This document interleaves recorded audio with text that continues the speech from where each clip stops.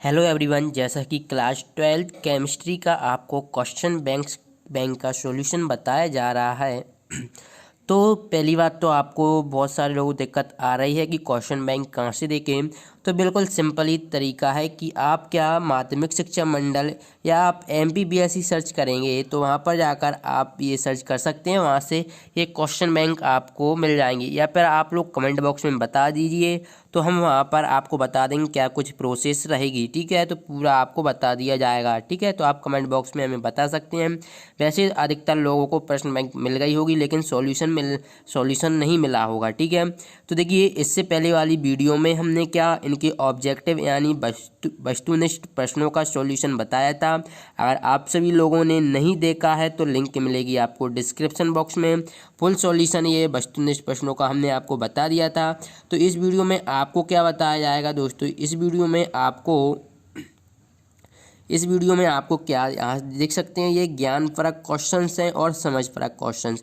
तो इनका full solution बताया जाएगा इस वीडियो में सॉल्यूशन। ठीक है, तो वीडियो में लास्ट तक जरूर बने रहें, और अभी तक चैनल को सब्सक्राइब नहीं किया है तो चैनल को सब्सक्राइब कर लें और बेल आइकन का बटन भी प्रेस कर लें ऐसे ही और न्यू वीडियो पाने के लिए। ठीक है, तो चलिए वीडियो को स्टार्ट करते हैं। पहले हम ज्ञान परक पर जब हम देखिए ये आपके वस्तुनिष्ठ प्रश्न को हमने बता दिया है। जब हम डाउटनेट बच्चों अब किसी भी सवाल में अटक गए हो या फिर सॉल्व नहीं हो पा रहा है, बस उसकी फोटो लेना, उसे क्रॉप करना और 5 सेकंड के अंदर आपको क्वेश्चन का वीडियो सॉल्यूशन मिल जाएगा। फिर चाहे आपका क्वेश्चन होमवर्क का हो, CBSE बोर्ड का हो, बिहार बोर्ड का हो, महाराष्ट्र बोर्ड का हो या फिर किसी अदर स्टेट का हो, चाहे IIT, GMAINS, नीट, क्लास 6 से 12 सवाल, इन सभी सवालों का जवाब मिलेगा डाउटनेट ऐप पर। या फिर कोई भी सब्जेक्ट हो, फिजिक्स, केमिस्ट्री, मैथ, बायोलॉजी, इन सभी सवालों का जवाब मिलेगा डाउटनेट ऐप पर। साथ ही क्लास 9 से 12 के बच्चों के लिए चल रही है इंग्लिश और हिंदी में लाइव क्लास, यानी अब पूरी पढ़ाई होगी डाउटनेट ऐप पर।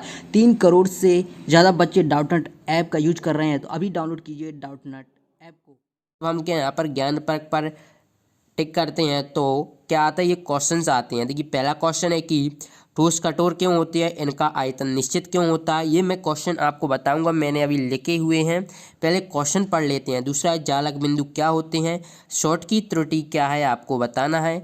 इकाई कोशिका किसे कहते हैं यानी यूनिट सेल आपको बताना है। क्वेश्चन नंबर 5 है क्रिस्टल जालक बिंदु दोष क्या होते हैं। क्रिस्टल ज्यामिति के आधार पर 7 मूल प्रकार के क्रिस्टल कौन कौन से हैं। चतुष्फल की रिक्ति एवं अष्टफल की रिक्तियों में विभेद करना है आपको। अंतराकाशी और एप केंद्रों को आपको समझाना है। क्रिस्टल कितने प्रकार के होते हैं ये समझाना है, और निम्न को समझाइए लोच चुम्बकत्व और अनुचुम्बकत्व। ठीक है, तो चलिए इनके आंसर्स देख लेते हैं एक एक करके। ठीक है, तो आंसर देखते हैं। तो चलिए, तो दोस्तों फर्स्ट क्वेश्चन था आपका ठोस कठोर क्यों होती हैं, इनका आयतन निश्चित क्यों होता है। तो ये दो क्वेश्चन है। पहला क्वेश्चन क्या है कि ठोस कठोर क्यों होते हैं, पर दूसरा क्वेश्चन इनका आयतन भी निश्चित क्यों होता है। तो पहला क्वेश्चन का आंसर आप यहाँ तक लिख देंगे, यहाँ तक हो जाएगा। फिर दूसरे क्वेश्चन का आंसर आप यहाँ से लिख सकते हैं। ठीक है, आप चाहें तो इसका स्क्रीनशॉट भी ले लीजिए। चूँकि क्वेश्चन बैंक से आपको जो क्वेश्चन बैंक से जो पेपर बनेगा बहुत ज़्यादा चांसेस हैं इसमें से बहुत ज़्यादा क्वेश्चन आने के, इसलिए आपको ये क्वेश्चंस अच्छी तरीके से याद कर लेना है। ठीक है, वैसे फर्स्ट चैप्टर में क्या ऑब्जेक्टिव्स आते थे, लेकिन इसमें क्वेश्चन भी आपको इस बार करना पड़ेगा। ठीक है, दूसरा आपको क्वेश्चन बैंक में पूछा गया था जालक बिंदु क्या होते हैं। तो आपको जालक बिंदु की डेफिनेशन इस प्रकार से लिखना है कि क्रिस्टल जालक के अवयवी कणों को जिन बिंदुओं द्वारा दर्शाया जाता है उन्हें जालक बिंदु कहते हैं। ठीक है, जैसे कि मान लीजिए ये एक क्रिस्टल जालक है। ठीक है, ये एक क्यूबिक है, इसमें जो अवयवी कण है जैसे कि ये कुछ इस प्रकार से है। तो ये एक यहाँ पर बिंदु है, यहाँ पर बिंदु है, यहाँ पर है। ठीक है, इस प्रकार तो ये इन्हें जो दर्शाया जाता है उन्हें हम जालक बिंदु कहते हैं। इसके बाद क्वेश्चन नंबर 3 है शॉर्ट की त्रुटि क्या है, यानी आपको शॉर्ट की दोष पूछ रहा है। ठीक है, तो देखिए फुल आपको क्वेश्चन से बताए जाएंगे इस वीडियो में। देखिए पूरा लिखकर बताया जा रहा है, आप इसके स्क्रीनशॉट भी ले सकते हैं। ठीक है, इसके बाद क्या है शॉर्ट की त्रुटि। तो शॉर्ट की त्रुटि आप इसका स्क्रीनशॉट ले लीजिए। फिर ये बोल रहा है कि उचित उदाहरण के द्वारा आपको समझाना भी है। उदाहरण अगर आप लिख देते हैं तो भी बहुत अच्छी बात है, लेकिन अगर आप ये समझा देते हैं उचित उदाहरण के द्वारा शॉर्ट की त्रुटि, यानी कि उदाहरण से स्पष्ट है कि ये क्रिस्टल आयनिक क्रिस्टलों में पाया जाता है। सीधी सी बात है, सोडियम पे पॉजिटिव आयन, क्लोरीन पर ऋण आयन। तो ये क्या आयनिक क्रिस्टल है, पोटेशियम पर पॉजिटिव, क्लोरीन पर ऋण आयन। तो यानी ये आयनिक क्रिस्टल है जिसमें धनायन और ऋणायन का आकार लगभग बराबर होता है। तो जिसमें जो धनायन है और ऋणायन का आकार लगभग बराबर होता है। चलिए और आगे देख लेते हैं, बराबर होता है, ठीक है, तथा समन्वय संख्या उच्च होती है। इस दोष के कारण क्रिस्टल का घनत्व कम हो जाता है। ये दोष मुख्यतः क्षार धातुओं के हैलाइडों में पाया जाता है। इसके बाद क्वेश्चन नंबर 4 है, इकाई कोशिका किसे कहते हैं। आपको यूनिट सेल की डेफिनेशन लिखना है।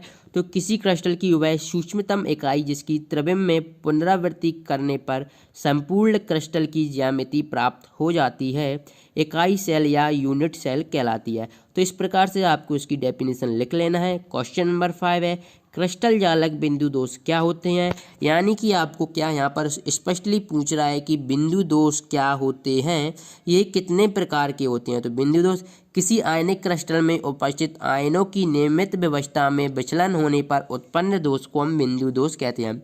ये 3 प्रकार के होते हैं बिंदु दोष। कौन कौन से, रस समीकरण मितीय दोष, अरस समीकरण मितीय दोष और अशुद्धि दोष, ठीक है। क्वेश्चन नंबर 6 देखिए, मैंने क्वेश्चंस आपको पहले ही बता दिए थे, आपने नोट डाउन कर लिए होंगे वहाँ से।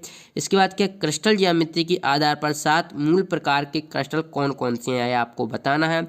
तो क्रिस्टल ज्यामिति के आधार पर 7 मूल प्रकार के क्रिस्टल तंत्र निम्न हैं। तो चलिए देख लेते हैं कौन कौन से हैं, ठीक है। तो आपको क्रिस्टल तंत्र पूछ रहा है। तो पहला क्या हो जाएगा, क्यूबिक हो जाएगा यानी कि घनीय।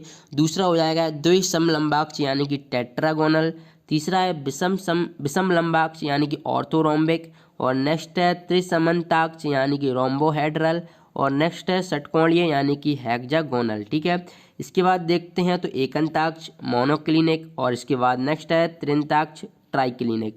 दोस्तों ऐसी वीडियो पाने के लिए आपको चैनल को सब्सक्राइब कर लेना है और बेल आइकन का बटन भी प्रेस कर लेना है, क्योंकि अभी तो मैं आपको फर्स्ट चैप्टर का मैंने आपको लगभग फुल सॉल्यूशन प्रोवाइड करा दिया है और क्वेश्चंस के आंसर अभी और वीडियो में आगे बताऊंगा मैं,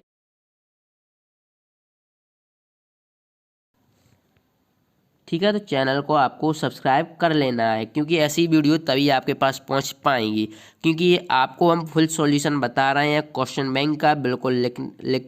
बिल्कुल आपको हैंड रिटन नोट्स भी प्रोवाइड करा रहे हैं। इसकी पीडीएफ भी मैं आपको बताऊंगा कैसे आप डाउनलोड करेंगे। तो चलिए क्वेश्चन नंबर 6 के बाद क्वेश्चन नंबर हम 7 देख लेते हैं। तो क्वेश्चन नंबर 7 आप देख सकते हैं। आपको क्वेश्चन 7 में क्या, चतुष्फलकी एवं अष्टफलकी रिक्तियों में अंतर लिखना है। तो चूंकि मैंने आप डिवाइडर करके यहाँ पर चतुष्फलकी हेडिंग डाल सकते हैं और अष्टफलकी यहाँ पर फिर इनके आप लिख सकते हैं। चूंकि मैंने यहाँ पर लिखा है तो इसलिए डिवाइडर नहीं बन पाया था, ठीक है।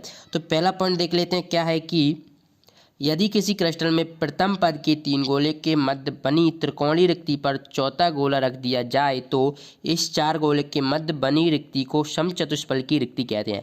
फर्स्ट पॉइंट ये हो गया। फर्स्ट पॉइंट अब आप इसका लिख सकते हैं, इसमें इस प्रकार से लिखना है। पर सेकंड पॉइंट ये लिखेंगे और इसका सेकंड पॉइंट लिख देंगे आप। पर थर्ड पॉइंट यहाँ पर लिखेंगे और इसका आप थर्ड पॉइंट लिख सकते हैं, ठीक है। इसका आप स्क्रीनशॉट भी ले लीजिए, ठीक है। तो आपने स्क्रीनशॉट ले लिया होगा। चलिए इसके बाद क्वेश्चन नंबर 8 देख लेते हैं हम। आपको क्वेश्चन नंबर 8 में क्या, अंतराकाशी और एप केंद्र के बारे में बताना था। तो अंतराकाशी क्या होता है कि जब किसी क्रिस्टल जालक के परमाणु के मध्य उनके खाली स्थान में अन्य घटक के परमाणु प्रवेश कर जाते हैं तो उसे अंतराकाशी दोष या अंतराकाशी कहते हैं। इनके क्रिस्टल का घनत्व अधिक होता है। एप केंद्र देखेंगे तो जब किसी क्रिस्टल में कोई ऋणायन अपना जालक बिंदु छोड़कर क्रिस्टल से बाहर निकल जाता है तो क्रिस्टल को उदासीनता बनाए रखने के लिए इस जालक बिंदु में इलेक्ट्रॉन आ जाते हैं। इस प्रकार ऋणायन आयन रिक्ति में बने इलेक्ट्रॉन एप केंद्र कहलाते हैं। क्वेश्चन नंबर 9 में देखिए वही पूछा गया है कि आपको क्रिस्टल तंत्र बताना है। तो ये आपका जो क्वेश्चन नंबर 6 था वही आप लिख सकते हैं, जैसा कि आपने हेक्सागोनल, टेट्रागोनल और ऑर्थोरोम्बिक, रोम्बोहेड्रल और ये बताए थे आपने, वही लिखना है। दोबारा से इन्होंने रिपीट कर दिया। तो क्वेश्चन नंबर 6 और क्वेश्चन नंबर 9 सेम है, तो आप खुद लिख लीजिएगा। क्वेश्चन नंबर 10 देख लेते हैं। तो क्वेश्चन नंबर 10 में आपको लोह चुंबकत्व और अनुचुंबकत्व के बारे में बताना था। तो चलिए देख लेते हैं। लोह चुंबकत्व यानी लोह चुंबकत्व क्या हो जाएंगे, ऐसे ठोस। तो यहाँ पर आपको ठोस कर लेना है। तो चलिए मैं अभी यहाँ पर सुधार लेता हूँ। तो चलिए यहाँ पर अब क्या हो जाएगा, ऐसे ठोस, ठीक है, जो वह चुंबकीय क्षेत्र द्वारा तीव्रता से आकर्षित किए जाते हैं, ठीक है, किए जाते हैं लोह चुंबकत्व कहलाते हैं। तो यहाँ पर आपको लेना है लोह चुंबकत्व। ठीक है, इसको भी आप जब PDF डाउनलोड करेंगे तो आपको सही मिल जाएगा। ठीक है, बिल्कुल परफेक्ट मिलेगा। ठीक है, थोड़ी बहुत गलतियाँ हो जाती हैं, वही हम यहाँ पर देख लेंगे। ठीक है, इसके बाद क्या है, इन्हें चुंबकीय क्षेत्र से हटाने पर भी इनका चुंबकत्व समाप्त नहीं होता।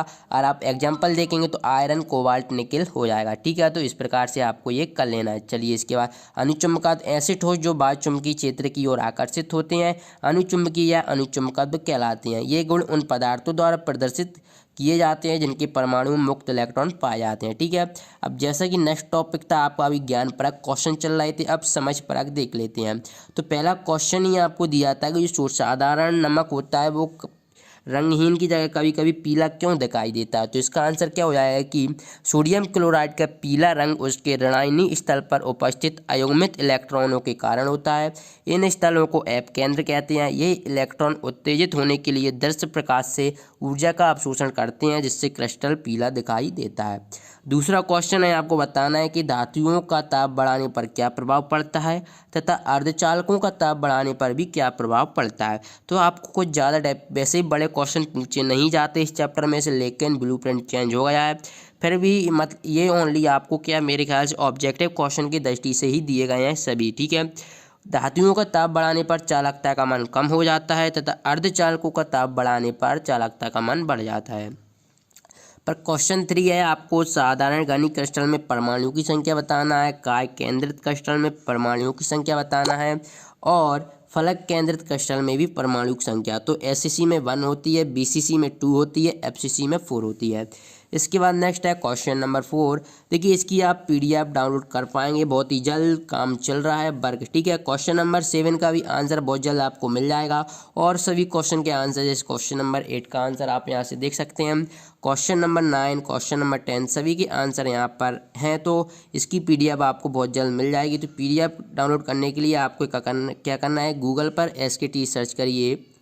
गूगल पर आप SKT सर्च करेंगे तो फर्स्ट पेज पर ही आपको उस पर क्लिक कर लीजिएगा तो आपको फुल डिटेल में वहाँ पर आपको बता दिया जाएगा। ठीक है, आप गूगल पर अगर SKT सर्च करते हैं तो हमारी वेबसाइट आ जाएगी। ठीक है, वेबसाइट आएगी तो आप उस पर क्लिक करेंगे तो इसमें जो पहली हमारी पोस्ट होगी उस पर आप क्लिक करेंगे तो वहाँ से आप इसकी PDF डाउनलोड कर पाएंगे।